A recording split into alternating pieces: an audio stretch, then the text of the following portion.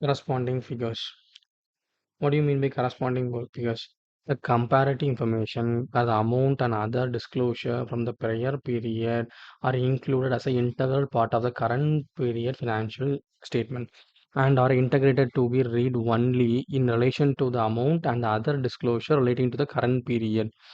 Refer to the current period figures. The level of detail represented in the corresponding amount and disclosure is dictated primarily for the relevance of the current period figures. Corresponding figures is something being given. Example, previous year there is a balance sheet. That balance sheet contains assets, liability, everything.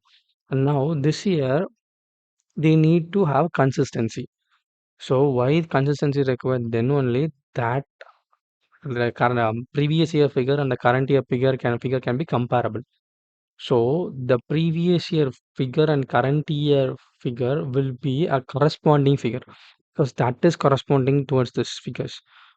Previous year turnover is 10 lakhs in this department. Now this year the turnover is 12 lakhs.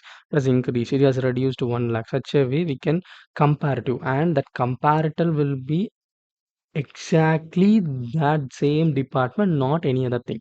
That is corresponding figures.